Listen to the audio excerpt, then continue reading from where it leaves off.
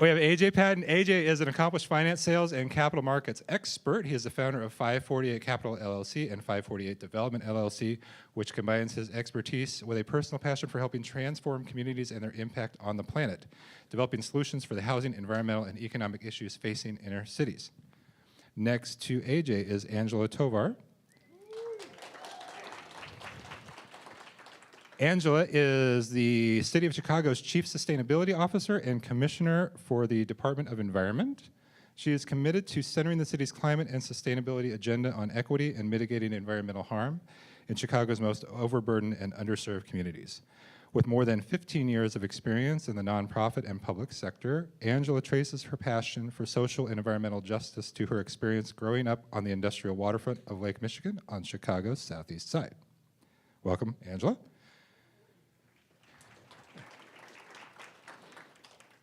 Demirjian Huss. This is such a great room.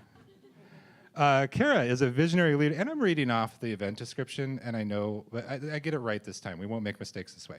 Kara is a visionary leader in electric vehicle technology, manufacturing, marketing, and community development. She is a senior vice president at TCCI Manufacturing. She's also vice president of the Illinois Manufacturers Association, serves on the Illinois Workforce Innovation Board, and was named one of the top 10 executives to watch in 2025 by the Chicago Business Journal. Welcome, Kara. Last and absolutely not least is Lisa Clemmons Stott, who is the e-mobility, I'm sorry. I don't know why I'm rushing. Lisa is the e-mobility and innovation director at the Illinois Department of Commerce and Economic Opportunity on the governor's business development team, working with specific industries, including the electric vehicle, renewables, and quantum sectors. Her tools which benefit businesses expanding in or moving to Illinois include incentives under the Reimagining Energy and Vehicles, or REV Act, and features of the Climate and Equitable Jobs Act, or CEJA. Welcome, Lisa. So, and Lisa, I'm going to hand the first question prompt over to you. So, people are looking to cities and states for leadership on climate right now. What kinds of progress can we expect to see from Illinois and Chicago despite federal resistance? Well, the first thing I can tell you is that I'm a product of a lot of your work to pass CEJA because because I'm the first sector-specific business development person at the state, focused first on EV, and then we added renewables. So the commitment continues. You've probably seen the governor announce that the Aspen Institute would have its Climate Ideas Festival here in July. I was just in Germany last week talking to the clean tech ecosystem over there and assuring them that Illinois and other progressive Midwestern states were holding the fort on climate and we were going to be with them. We are keeping our 100% goals to get to clean energy by 2050. And yes. And then in April, I'll be attending the National Governors Association EV convening. So we're still going to keep working on these issues.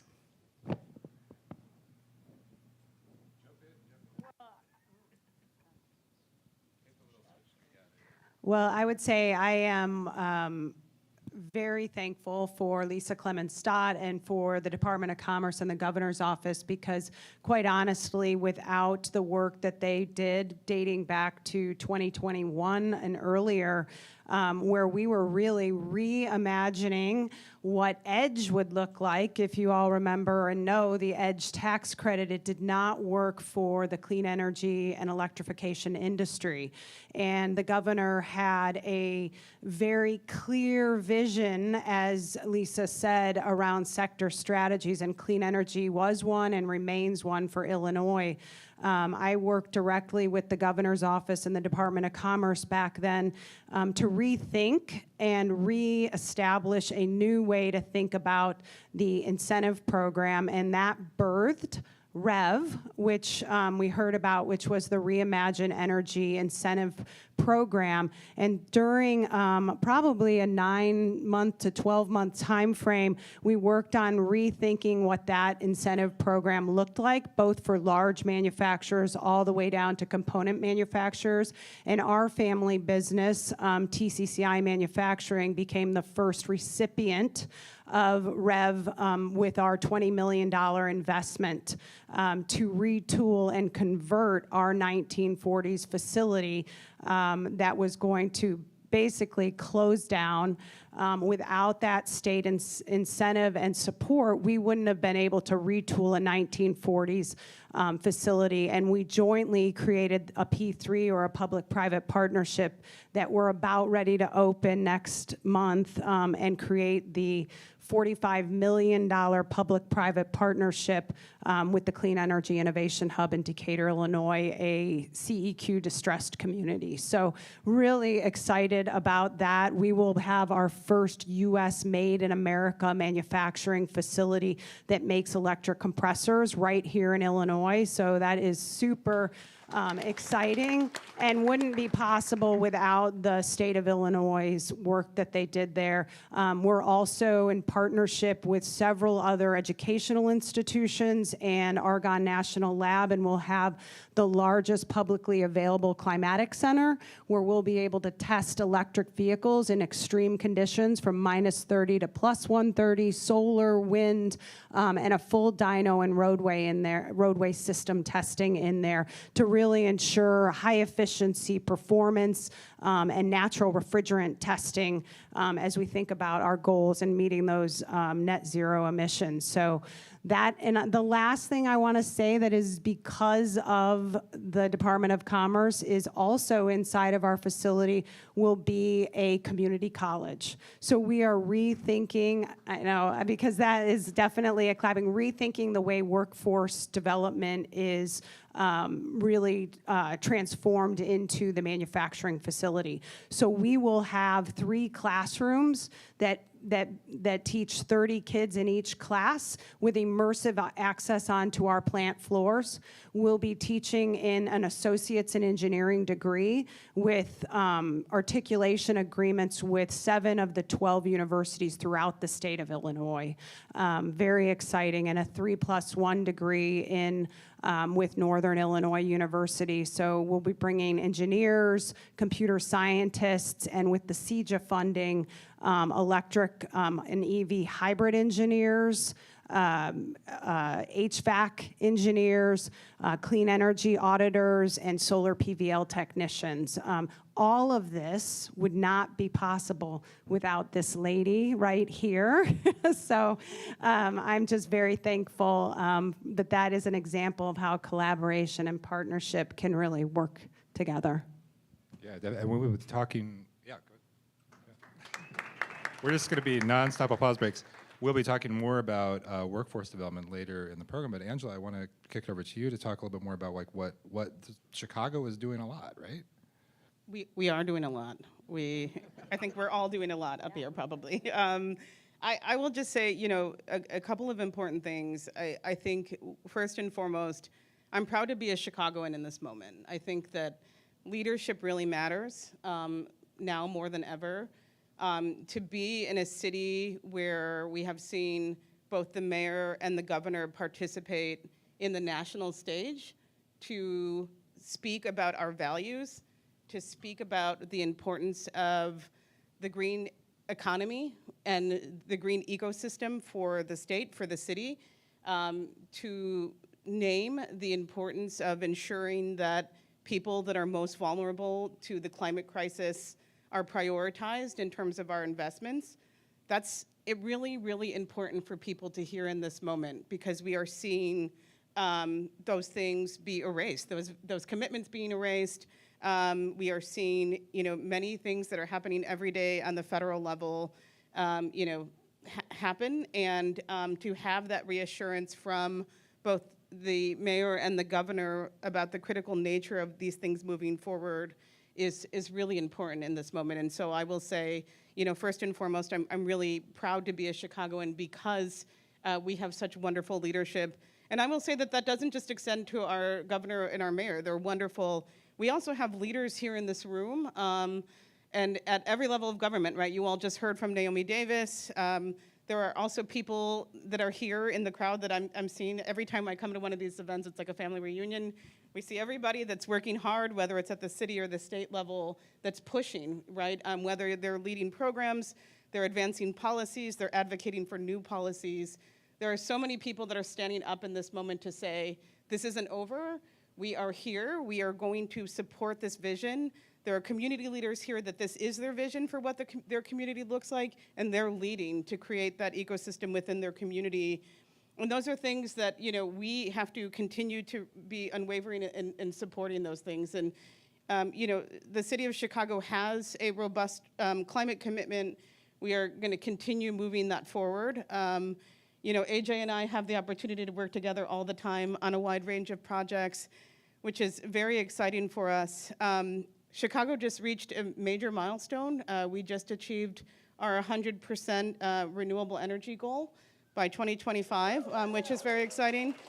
So all of the city's operations run on renewable electricity, which is very, very exciting. Everything, so, you know, if you are from here and you are picking somebody up from the airport, that's a fun talking point. You can tell them, did you know that O'Hare is powered by 100% renewable energy. Midway, Jardine, all of our major buildings in our city's building portfolio now. And that's an important milestone for us. I want to talk about how that relates later on to our workforce development goals and how we can be thinking more intentionally about leveraging our buying power. But I'll just speak, you know, so that'll be part of what I want to bring up later. In addition to that, you know, we're still working on a number of different projects that are really focused on community level investments, which is important. I'll just name another one. The city has a climate infrastructure fund. Again, you know, understanding that it's the community leadership, it's the Naomi Davises of the world who have a crystal clear vision of what their clean energy transition looks like for their community, and we want to seed that investment. So we created a grant program, and this past year granted $6 million to 32 small businesses and nonprofit organizations to advance clean energy investments, to advance retrofits and decarbonization projects, to advance green infrastructure projects, and to support fleet transition as well. So those are the types of projects that we're working on, really to try to support and uplift and realize the clean energy transition and to, you know, support a robust green economy for the city of Chicago. Can I just want to build really quickly on the Leadership Matters front, because I just think there's it's kind of a hovering thing about this entire our industry and just probably even over this kind of moment, if you will. Two examples that kind of come to mind. One, you know, in the midst of, you know, all of the kind of anxiety around clean energy and sustainability kind of nationally, the governor announces this week over $60 million of grants to fast-track clean energy projects. That's fascinating, I mean, in terms of what we're doing locally. And then the mayor, I mean, he's announced several sustainable projects. And if I'm not mistaken, aren't you the first sustainability commissioner in over a decade? Yes. So I think that bodes well for where we are leadership-wise. I'm wondering if you could talk about, because Angela, you mentioned collaborating with AJ, and so AJ, you're a private developer, and what does that look like? What's an example of one of those projects, and how does that city level support make a difference when you're on the ground trying to get something built? Yeah, of the ones we could probably talk about, let me see. I think, let me give a great example.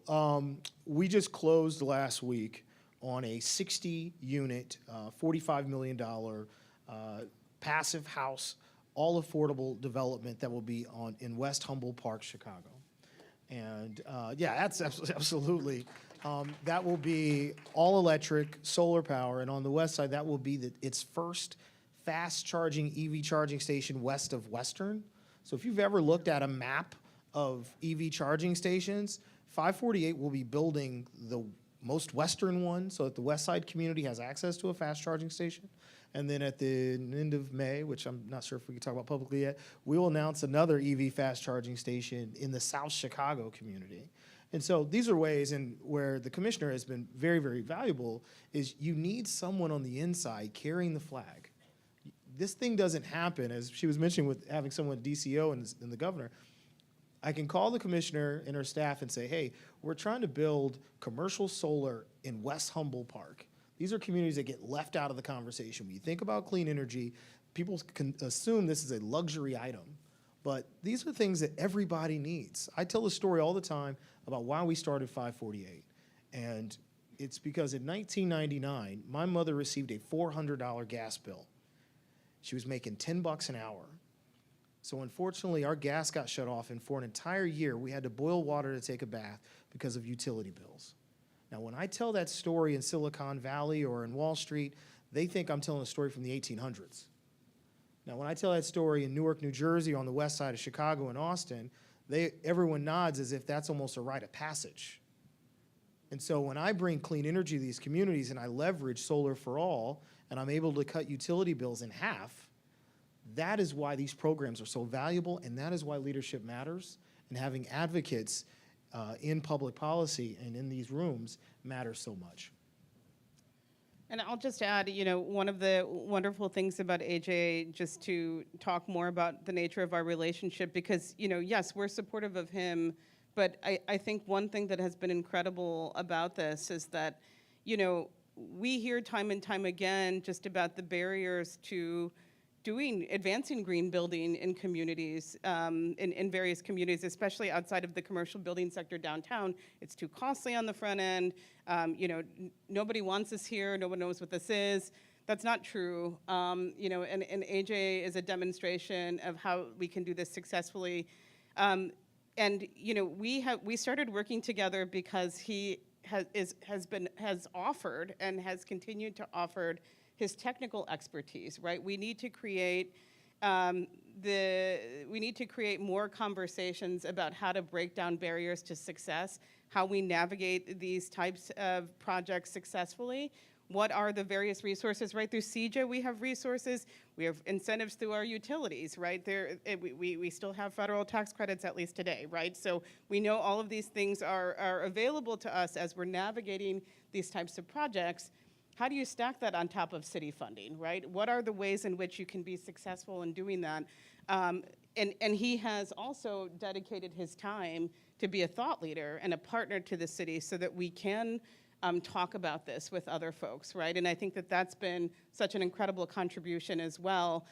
We're also, he's supporting the policy space as we think about, ways in which we can continue to break down barriers to make this model successful in other communities. I think that is really key in that in the last 5 years, the state and the city have developed a lot of knowledge around this, both with our inside human capital and also our partners like Kara and AJ. Like when you look at the state now, you could pretty much come into any agency and ask, hey, I want to do a solar project, and they would get you to the right places. We work across agencies. Some of you probably know J.C. Kibbe, who's our state climate advisor. We have a state EV officer, Megha Lakchura. The IFA has been mentioned several times. They're doing amazing work as our climate bank. We're talking Department of Natural Resources. Like any agency you could come into, you would ultimately, if you're going to do a project, probably get to me, but you can come in a million different ways. And people like Kara and AJ have been through it, and so they're helping us make it simpler and more easy to navigate from a state and city perspective. And there's a lot of problems that we still need to solve, and we can't do it without industry and nonprofits helping us do that. So the partnership has been great, but it's definitely different than it was 5 years ago. Yeah, I would say it's definitely different than it has been 5 years ago. And to, coin the phrase that AJ used, carrying the torch at the, city and state level.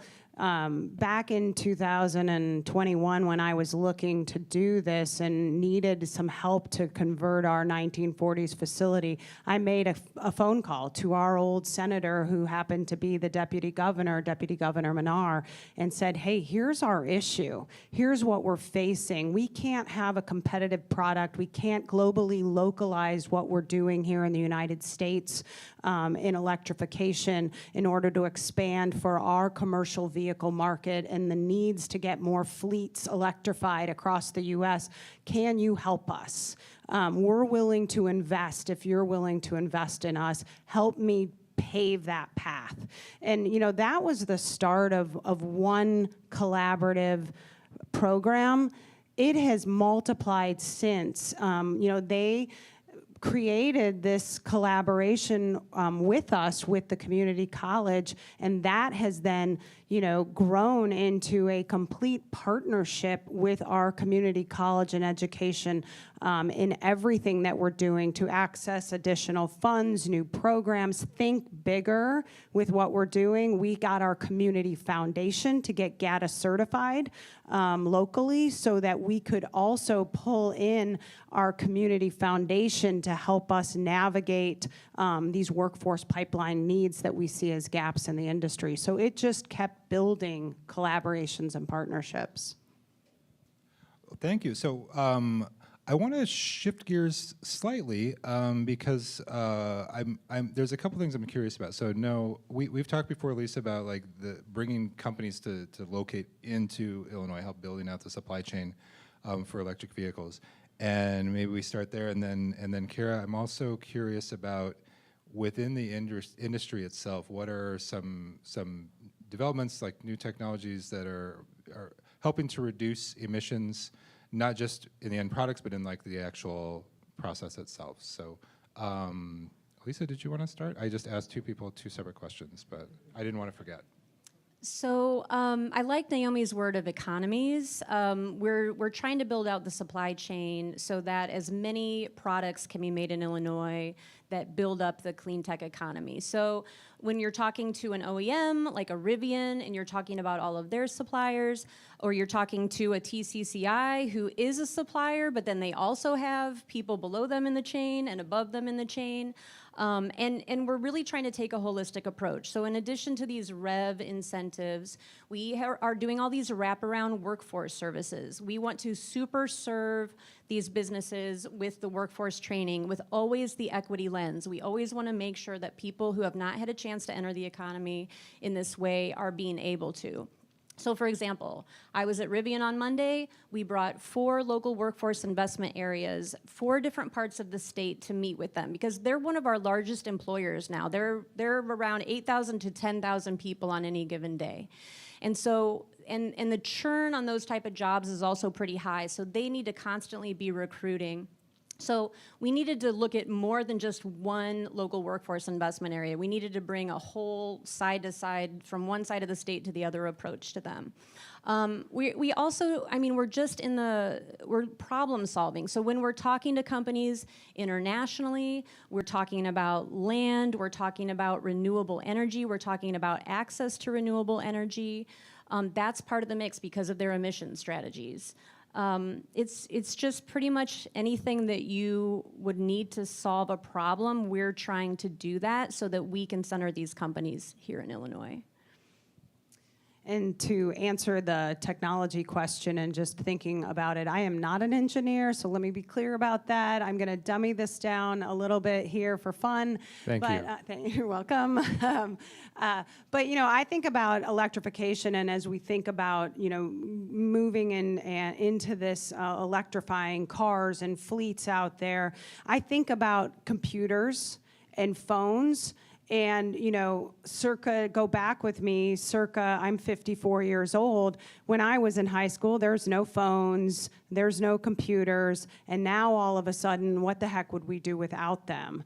I believe this transition is coming quickly. And for those out there that are still non-believers in electrification and the fleet movement and the movement to net zero, it's hard for me to understand where their mind is, but this shift is happening. And in order to do that, and why I say that is because technology had to advance, right? And the speed at which it had to advance at was, incredible. And so that's why we think about AI, we think about quantum right now, we think about all these areas. Well, we brought this climatic center in under our roof at the Clean Energy Innovation Hub because we want to be part of innovation and moving this forward faster. And so within this facility, there is an incredible amount of testing benches.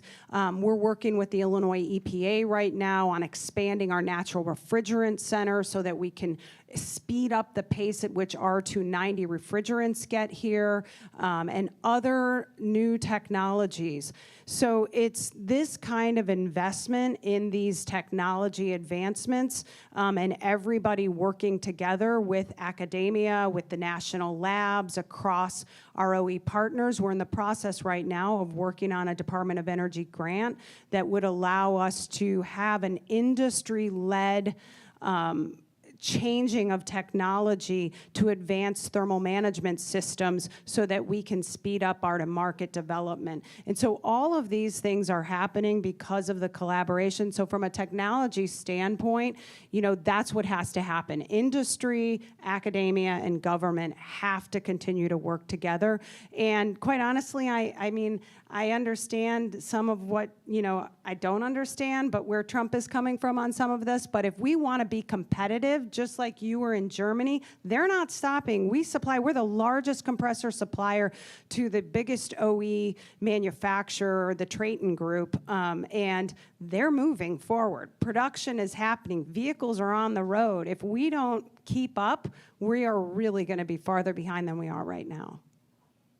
And I kind of want to kick this over to you, AJ, too, to talk about, you know, in related to that, too, like in the building trades, right? And I know you've kind of talked about, like, there's a perception that, like, the super efficient housing is just too expensive, and we're shifting gears a little bit.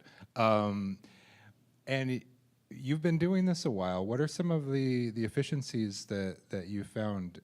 Has it gotten easier? Has it gotten harder? Tell us about that. Yeah, I think there's, you know, this is all local to what climate zone that you're in, because we're, like we said, we support Passive House, and we sit on the board for Passive House. And, you know, it's vastly different depending on what climate zone you're in. But speaking for us in our experience, there's kind of two low-hanging pieces of fruit that need to be just on the table at all times. It's just better insulating buildings. And that's cheap, easy, we don't discuss it enough. It's low-hanging fruit that you can just take advantage of, and it really it makes a marketable difference. And that was one thing we did on our first kind of major development, if you will, on 79th Street, is we just added we raised the R value for my fellow nerds out there. We raised the R value, and then we just cared just a little bit about, stay nerd world for me, the U value of the windows. And we tinkered with those two little things, and before we did anything else, and it lowered utility bills significantly. And the other thing that I'm passionate about whenever I give a tour of our properties, particularly on the south and west sides, is when you're doing these rehabs, we added fresh air components to them, which these are items that in new construction is kind of like things you think about all the time. But when we did that on 79th and Loomis, which is kind of my baby project, that was the first fresh air system built in 79th Street in over 30 years. You want fresh air in these neighborhoods, you got to open a window. And you don't think about that in these newly constructed buildings where there's fresh air being pumped in all the time, but that's not happening in a lot of the communities that folks live in every day. And so those are a couple of low-hanging fruit things. Just a little more insulation goes a long way. Great. Yeah, I mean, I can talk about building decarbonization all day, and would love to. I won't keep you all for a long time, but it's so incredibly important. I think what's at the heart of it for us is one, buildings are the largest source of emissions in the city of Chicago. In some cities, it is transportation. If you go to LA, you're seeing very high sources. The highest emission source is their transportation. In Chicago and New York, two very high density cities, it's our buildings. And if we are going to address the climate crisis, we have to address our building stock, full stop, right? So we have to think about innovation within our building sector and how we are going to reduce our emissions. And of course, we have to think about those solutions for every building typology, every income, and every community within the city of Chicago.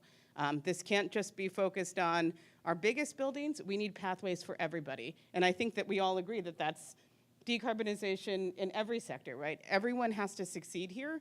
So we have to build pathways and the technology and make it accessible for everybody. For the city of Chicago, that means a couple of different things. We just launched a program called Green Home Chicago. It's a 1 to 4 family retrofit and repair program.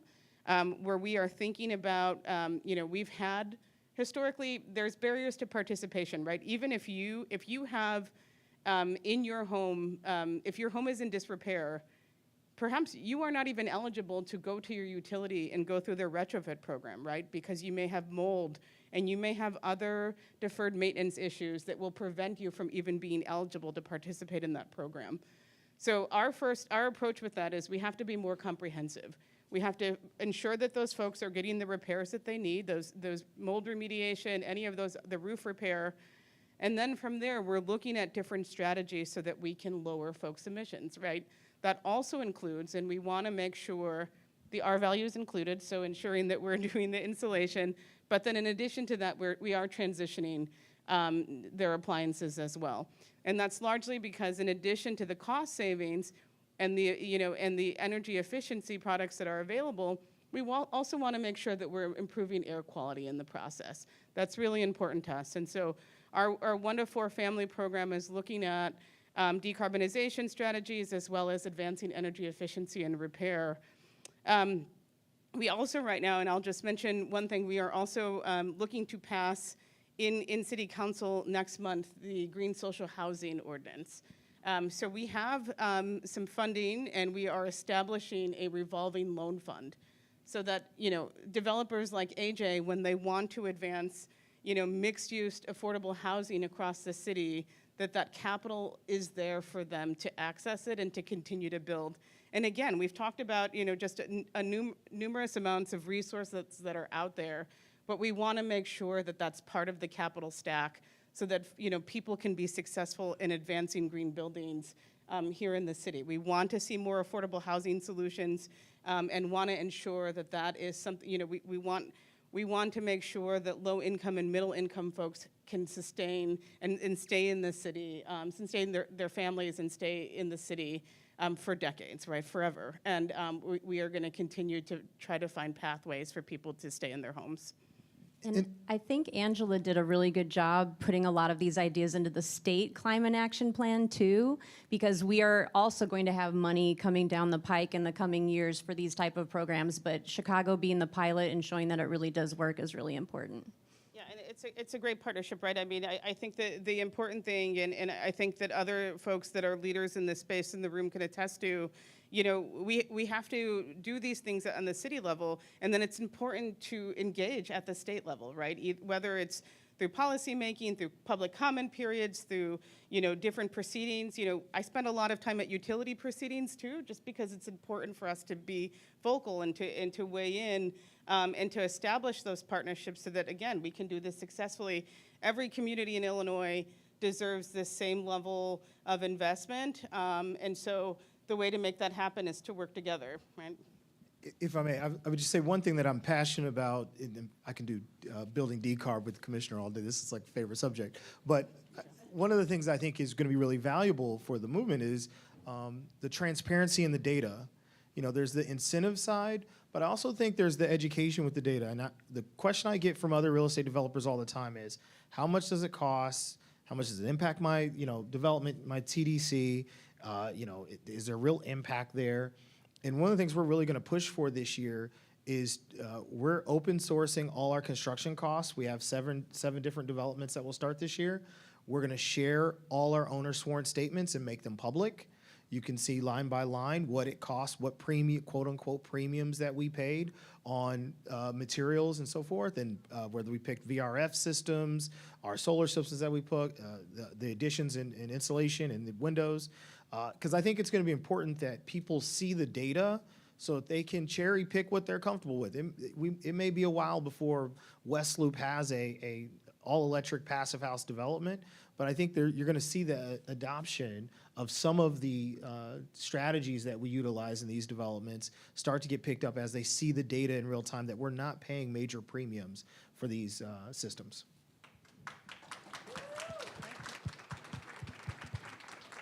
We should talk about job training because we keep steering that direction. And I don't disregard this clock over here, but we got about 10 minutes. We'll have some time for a little Q&A. So if you have questions that are percolating, think of those and jump up later.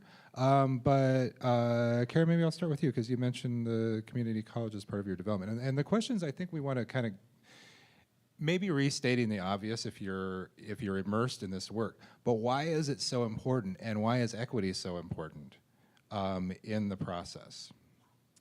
Yeah, first of all, growth for all is extremely important. You know, I think in our community in Decatur, Illinois, which is central Illinois, it's a CEQ-defined disadvantaged community, and you know, we have estimated from a Boston Consulting plan that was put into place over 4,000 jobs that are going to need to get filled in the next 3 years. And for a community of our size, that's, you know, an excessive amount of jobs. And we have to have a community plan for that. And that's across our clean energy or electrification industry, the bio industry, you know, big ag. But a lot of those pipeline jobs are all same types of skill sets that we're training for in this pipeline.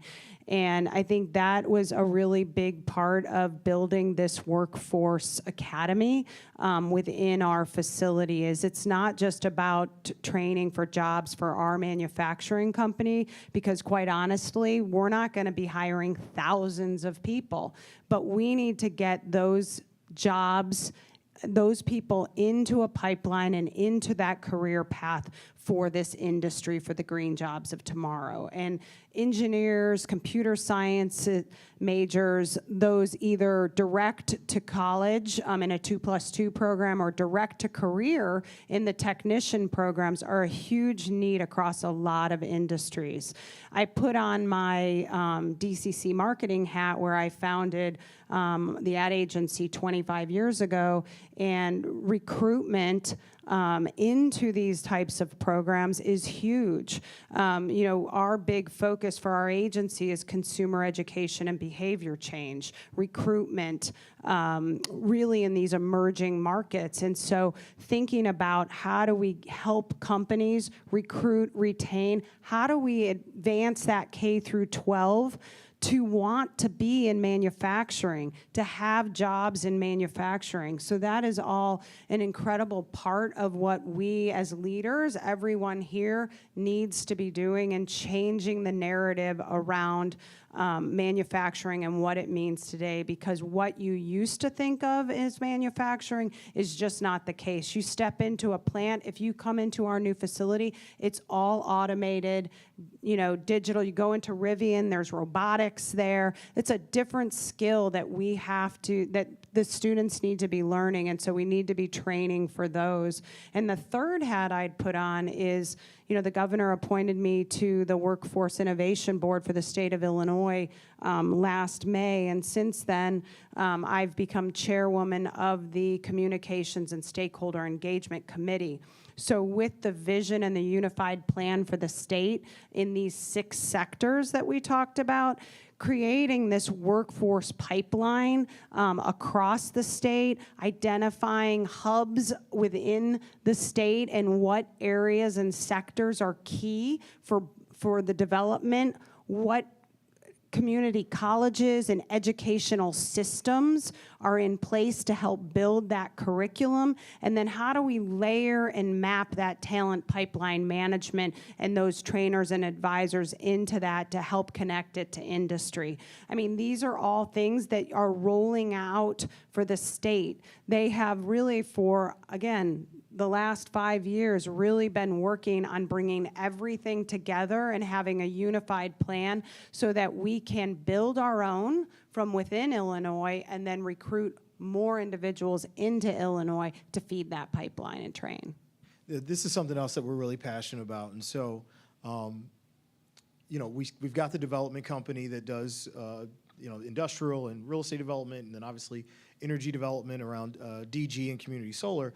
But what we found is there's a great deal of pressure to make sure that we inclusively hire from underinvested communities. And so we started the 548 Foundation to do workforce training to make sure local folks had were benefiting economically. And so the governor chose our foundation to be the clean jobs hub for all of Chicago. And he put his money where his mouth. I mean, he gave us $30 million, and we've got offices from Waukegan to Joliet, and in it we've got 600 graduates. I got 200 people in its school today working to learn the trades of clean energy. And I'll just give you one cool example. We've got, returning citizens, recent high school grads from 19 to 50 years old.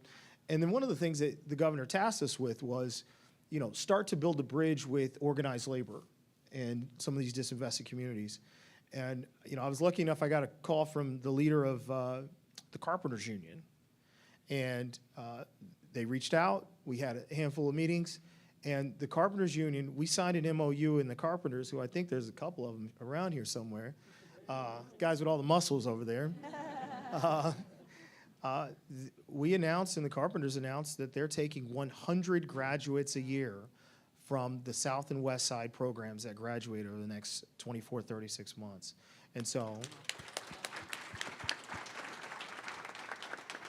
the intersectionality of the advocacy from the governor, making sure that people are all included as we ascend in this renaissance of clean energy so that all people benefit economically from these investments.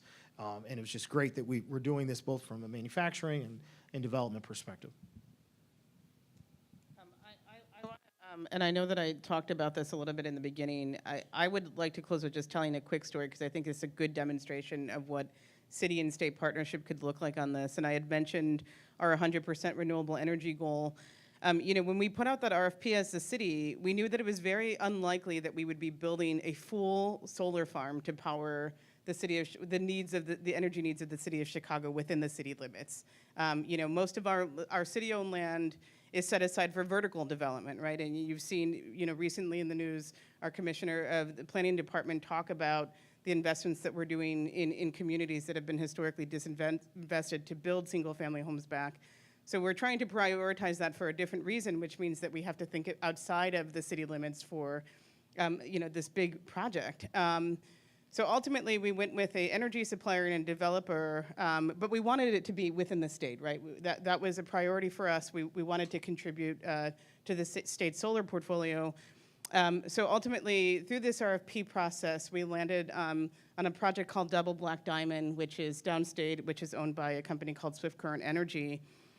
Because of the provisions within CEJA for labor and equity, we were able to take that standard and to say, not only, we are leveraging our buying power here, and so we want to see these results. And we had the CEJA guidelines as a roadmap on how we were going to achieve those equity and labor provisions. So we were able not only to have the developer have a project labor agreement in place, we were able to ensure that a percentage of our workforce looked like, the fabric of the state, right? That we're in a largely white rural area, but we wanted to ensure that women and people of color also had access and on-the-job experience within the program. And so we intentionally worked with our partner, Elevate, to advance, and to recruit and to ensure that some of our contractors and our workforce partners were working on the project to ensure that people were down there.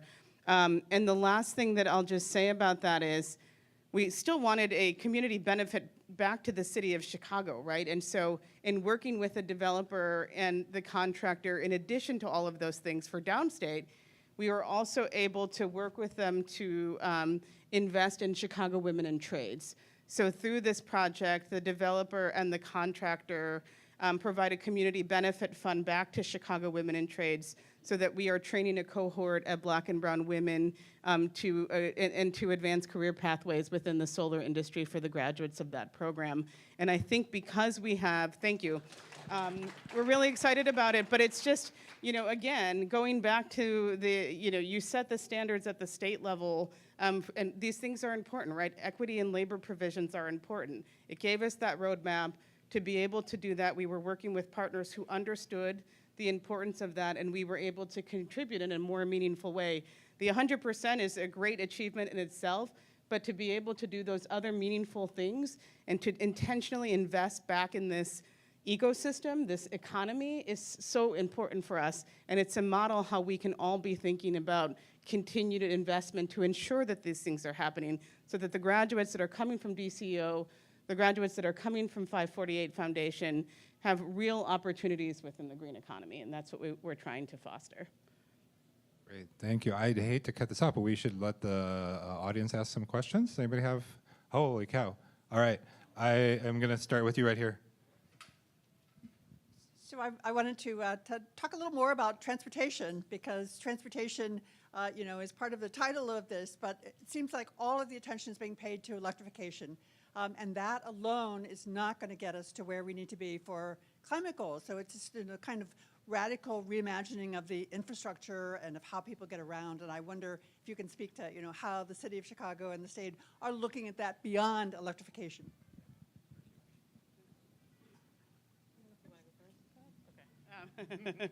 Sure. So yes, and so I will say that we have a Department of Transportation, the Department of Environment. So I'm going to try to answer this question, but I will say that there's a number of ways, right? And I think that we have first and foremost, we're partners in that effort, and I'll give you two concrete examples.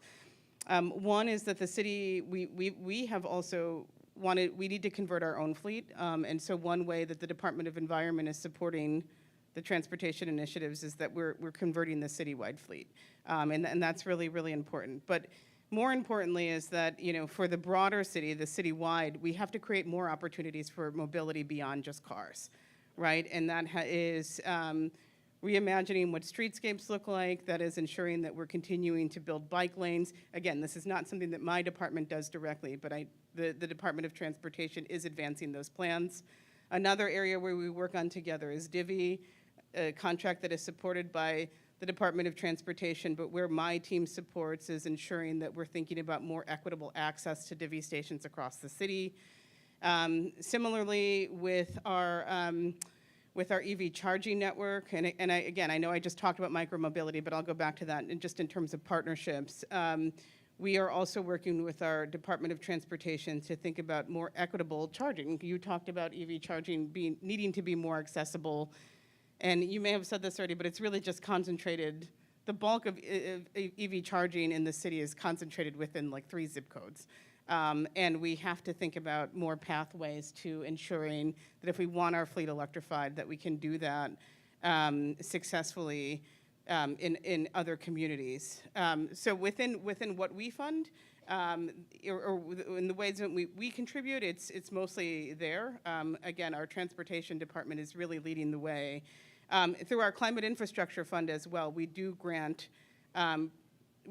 funds for folks that are looking to convert their fleet. So nonprofit and small businesses that are looking to convert their fleet, we do provide both charging infrastructure as well as fleet funding for fleet conversion as well.